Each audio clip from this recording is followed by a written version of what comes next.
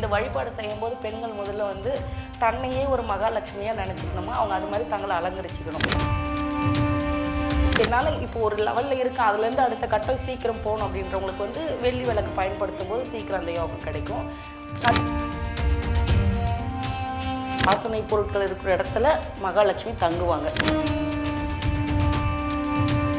இதை கண்டினியூவாக பண்ணிட்டு வரவங்க நல்ல ஒரு வந்து குபேரனா ஆகிறதுக்கான வழி கண்டிப்பாக நம்ம கொடுப்பாங்கம்மா. நெல்லிக்கனி அந்த பூஜையில் வைக்கும்போது அது வந்து ரெட்டிப்பு பலனை நம்மளுக்கு கொடுக்குமா. மகாலட்சுமி வழிபாட்டில் நெல்லிக்கனியில் வந்து மிகப்பெரிய சிறப்பு இருக்குது. மகாலட்சுமி பூஜை பண்ணுற விஷயத்தை மட்டும் நம்ம யாருக்குமே கொடுக்கக்கூடாது.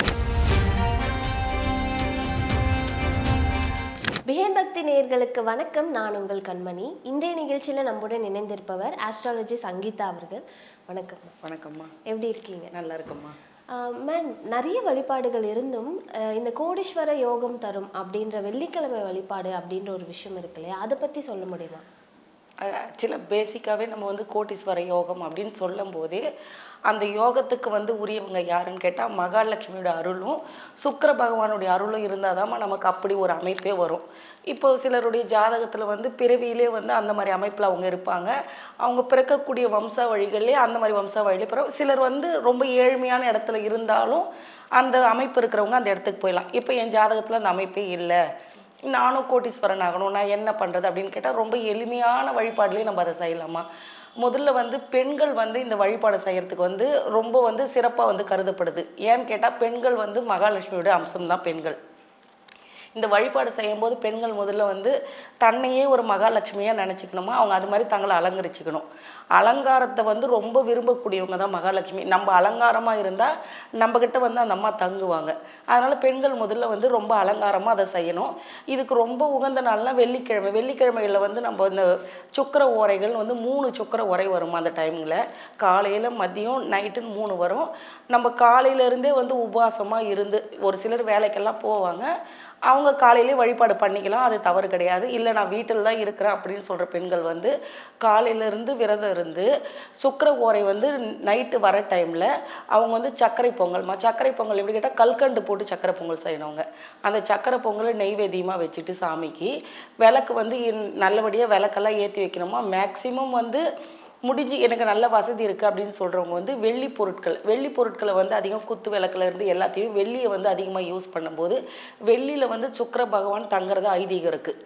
அதனால் வெள்ளி பொருட்களை நம்ம அதிகமாக பயன்படுத்தும் போது இந்த வெள்ளிக்கிழமையில் வரக்கூடிய டைம்களில் இப்போ வசதியெல்லாம் ஒரு சின்ன வெள்ளி விளக்கு நம்மளால் வாங்க முடியும். அந்த விளக்கில் தீபம் போட்டு நம்ம வழிபாடு பண்ணும்போது அதனுடைய பலன் நம்மளுக்கு ரெட்டிப்பாக இருக்கும். அப்படி இல்லை என்னால் முடியலன்றவங்க சாதாரண மண் விளக்குலையும் போடலாம், தப்பு இல்லாமல். என்னால் இப்போ ஒரு லெவலில் இருக்குது, அதுலேருந்து அடுத்த கட்டம் சீக்கிரம் போகணும் அப்படின்றவங்களுக்கு வந்து வெள்ளி விளக்கு பயன்படுத்தும் போது சீக்கிரம் அந்த யோகம் கிடைக்கும். அதே மாதிரி இந்த சுக்கிர ஓரையில் வந்து அவங்க வெள்ளை நிற பூக்களை வந்து வச்சுக்கணும். சுக்கிர காயத்ரி அந்த சுக்கிர ஓரையில் வந்து 108 முறை சொல்லணுமா. என்னால் சொல்ல முடியாது அப்படின்னு சொல்கிறவங்க வந்து இப்போ நிறைய யூடியூப்லலாம் போட்டால் வருது இல்லையா, அதை போட்டு வச்சுக்கூட அது பின்னாடி அவங்க சொல்லிகிட்டே வரலாம். 108 முறை வந்து நம்ம அர்ச்சனை பண்ணணும். நெய்வேத்தியம் கண்டிப்பாக வைக்கணுமா. நெய்வேத்தியம் வச்சு வாசனை பொருட்களை நம்ம அதிகமாக பயன்படுத்தணும். அந்த பூஜை செய்கிற டைம்லையாவது வந்து அக்தர், ஜவ்வாது இந்த மாதிரியான பொருட்கள் இருக்கு இல்லையா, வாசனை பொருட்கள் இருக்கிற இடத்துல மகாலட்சுமி தங்குவாங்க. இயல்பாகவே நம்ம வீடு எப்பயுமே நறுமணத்தோடு வச்சுருக்கிறவங்க வீட்டில் அவங்க வந்து எப்படி வந்து ரொம்ப ஏழ்மையில் இருந்தாலும் அவங்க அடுத்தடுத்த லெவலுக்கு வந்து உயர்ந்து வந்துடுவாங்க. என்ன வாசனை இருக்கிற இடத்துல அந்த அம்மா தேடி வந்து தங்குவாங்க. அந்த அம்மா இருக்கிற இடம் சுபிட்சமாயிடும். அதனால் வெள்ளிக்கிழமைகளில் ரொம்ப வாசனை நிறைந்த பொருட்களை, பச்சை கற்பூரம் பயன்படுத்தணும். அவங்க அந்த பூஜையின் அப்போ வந்து பச்சை கற்பூரம், ஏலக்காய் இதெல்லாம் வந்து முக்கியமாக வந்து பயன்படுத்தணும். இந்த பொருட்கள் எல்லாம் வச்சு இந்த சுக்கிர ஓரை வழிபாடு மட்டும் வழிபாடுனா பெருசாக இல்லை. நெய்வேதி வச்சுக்கோங்க, வெள்ளை நிற பூக்களை வச்சுக்கோங்க, காயத்ரி மந்திரம் 108 மந்திரம். இதை வந்து காயத்ரி மந்திரம் குபேர காயத்ரி நம்ம வந்து சொல்கிறோமா. இந்த வந்து இப்போ சுக்கரனுடைய காயத்ரின்னு போட்டால் வந்துடும். இந்த சுக்கிர காயத்ரி போட்டு 108 முறை வழிபாடு நம்ம மனசார பண்ணும்போது இதை தொடர்ச்சியாக அவங்க பண்ணிக்கிட்டே வரணும். இது எத்தனை வாரம் பண்ணணும், எத்தனை நாள் பண்ணணும் அப்படின்ற எண்ணிக்கை இல்லாமல் இவங்க பண்ணிக்கிட்டே வந்துட்டே இருக்கும்போது இவங்க செல்வ நிலையில் உயர்வு தெரியும். இதை கண்டினியூவாக பண்ணிட்டு வரவங்க நல்ல ஒரு வந்து குபேரனா ஆகிறதுக்கான வழி கண்டிப்பாக அந்த அம்மா கொடுப்பாங்கம்மா. இதை வந்து நெல்லிக்காய் தீபம்னு ஒன்று இருக்குது. அதையும் போடலாம். எனக்கு அது போட தெரியல.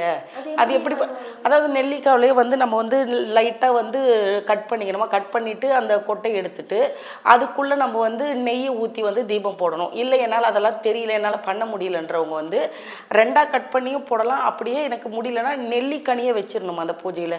நெல்லிக்கனியை வைக்கும்போது வந்து மகாலட்சுமி வந்து நெல்லிக்கனியாக தான் வந்து மழையாக வந்து பொழிகிறாங்க அந்த அம்மா. அதனால வந்து நெல்லிக்கனிக்கு வந்து அவ்வளோ ஒரு சக்தி இருக்குது.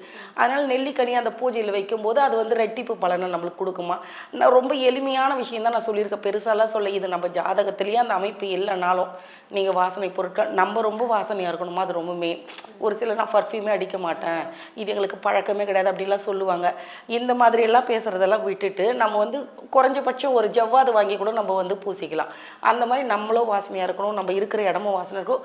பூஜை அறையில் கண்டிப்பாக வந்து மகாலட்சுமிக்குரிய பொருள்னு வந்து சிலது இருக்குமா. இப்போ வந்து சங்கு, அப்புறம் வந்து சோழி, அதுக்கப்புறம் வந்து இப்போ ஜவ்வாது, அத்தர், இந்த மாதிரியான வாசனை, இப்போ புணுகு, இது எல்லாமே வந்து இந்த வாசனை பொருட்கள் எல்லாம் வந்து நம்ம மகாலட்சுமி வசியத்துக்காக தான் யூஸ் பண்ணுறோம்.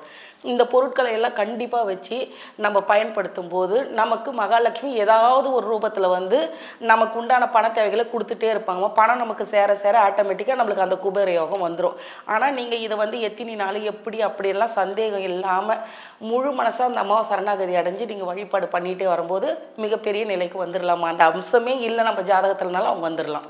பொதுவாக எலுமிச்சையை தான் வந்து பூஜை அறையில் வைப்பாங்க, இல்லை அது யூஸ் பண்ணாங்க. பட் நீங்கள் புதுசாக வந்து நெல்லிக்கனி சொல்கிறீங்க இல்லையா? அதாவது எலுமிச்சை மழை வந்து என்னன்னு கேட்டிங்கன்னா, மாமா இப்போ நெகட்டிவ் ஃபோர்ஸை வந்து எடுக்கிறதுக்காகவும், இப்போ வந்து அது வந்து ஒரு ராஜக்கனி அப்படின்னு சொல்லுவாங்க. இது ஆன்மீகத்தில் வந்து பல விஷயங்களுக்கு வந்து நம்ம பயன்படுத்துகிறோம் எலுமிச்சை மழத்தை. ஆனால் நெல்லிக்கனின்றது வந்து மகாலட்சுமி வசியத்துக்காக மட்டுமே, மகாலட்சுமிக்கு உரியப்பது வந்து எது நீங்கள் வைக்கிறீங்களோ இல்லையோ, ஒரு நெல்லிக்கனியை வச்சு நீங்கள் வந்து கும்பிட்டுட்டிங்கன்னா நீங்கள் பல விதமான பூஜை பொருட்களை வச்சு அந்த அம்மாவுக்கு வந்து அபிஷேகம் பண்ணதுக்கான பலன் நம்மளுக்கு கொடுத்துருவாங்க. அதனால் நெல்லிக்கனிக்கு வந்து தனி சிறப்பு இருக்குமா. மகாலட்சுமி வழிபாடில் நெல்லிக்கனியில் வந்து மிகப்பெரிய சிறப்பு இருக்குது. நம்ம சும்மாவே கூட வீட்டில் நெல்லிக்காய் வந்து, இந்த நெல்லினா சின்னது இல்லைம்மா, பெரிய நெல்லி தான் கணக்குது. அந்த பெரிய நெல்லிக்காய் வந்து சும்மா வாங்கி கூட வீட்டில் வந்து நம்ம வச்சுட்டு இருந்தோம்னா ஏதாவது ஒரு வழியில் வந்து மகாலட்சுமி வசியம் நம்மளுக்கு செய்யும். அதாவது சின்ன சின்ன விஷயம் நம்மளுக்கு தெரிஞ்சோ தெரியாமலோ செய்கிறதுல கூட நமக்கு ஒரு சில பலன் கிடைக்கும். அந்த மாதிரி அந்த பெரிய நெல்லியை வந்து நாங்கள் சாப்பிடவே மாட்டோம், எங்களுக்கு ரொம்ப கோல்ட் ஆகிடும் அப்படிலாம் சொல்கிறோம் கூட அந்த நெல்லிக்கனியும் சும்மா ஒரு 2-3 வாங்கி வீட்டில் வச்சு பூஜை பண்ணிட்டு அந்த நெல்லிக்கனியை நம்மளே எடுத்து தாராளமாக சாப்பிட்லாமா. ஆனால் மகாலட்சுமி பூஜை பண்ணுற விஷயத்தை மட்டும் நம்ம யாருக்குமே கொடுக்கக்கூடாதுமா. நம்ம வீட்டில், அதாவது நம்ம வீட்டிலனா இப்போ கணவன் மனைவி குழந்தைகள்னா நம்ம மட்டும் தான் சாப்பிட்டுக்கணும். இது எங்கள் அக்கா தான் எங்கள் தங்கச்சி தான் சொல்லிட்டு நம்ம அவங்களுக்கு வந்து ஷேர் பண்ணக்கூடாது. எப்பயுமே மகாலட்சுமி பூஜை பண்ணக்கூடிய பொருட்களை மட்டும் நம்ம வந்து அந்த பிரசாதமாக வந்து கொடுக்கறது மற்றவங்களுக்கு கொடுக்கலாம். ஆனால் அந்த பூஜையில் வச்சு எடுக்கக்கூடிய இந்த மாதிரி விஷயங்களெல்லாம் வந்து நம்ம மட்டும்தான் பயன்படுத்தணும், அடுத்தவங்களுக்கு கொடுக்கணும். ஏன்னா அந்த பலன் வந்து அவங்களுக்கு போகும். அதனால் நம்ம மட்டும் அதை வந்து பயன்படுத்திக்கணுமா. ஓகே. பொதுவாக வந்து இப்போ ரீசெண்ட் டைமில் வந்து பார்த்தீங்கன்னா இந்த வெற்றிலை வச்சு வழிபாடு செஞ்சால் யோகம், செல்வ யோகம் வரும் அப்படின்னு சொல்கிறாங்க. அதை பற்றி ஏதாவது சொல்ல முடியும்? அதாவது வெற்றிலை வந்து எப்படின்னு கேட்டால், சீதா தேவி வந்து ராமாயணத்தில் வந்து சீதா தேவி வந்து காப்பாற்றுறதுக்காக வந்து வெற்றிலை கொடிக்கு பின்னாடி தான் அந்த அம்மா ஒளிஞ்சிக்கிட்டதாக வந்து வரலாறு வந்து சொல்லுதுமா. அப்படி இருக்கும்போது வந்து என்னை பாதுகாத்த உனக்கு வந்து நான் ஒரு வரம் கொடுக்குறேன் அப்படின்னு சொல்லிட்டு வந்து அந்த அம்மா என்ன பண்ணாங்க, சீதா தேவி வந்து எந்த பூஜை பொருள் எது பண்ணணும்னாலும் உன்னை வச்சு முதன்மையாக வச்சு தான் அந்த விஷயத்தை வந்து செய்வாங்க அப்படின்ற ஒரு மிகப்பெரிய வரத்தை வந்து கொடுத்துருதுமா. அந்த வரத்தை அந்த அம்மாட்ட வாங்கினா சீதா தேவி தான் மகாலட்சுமி.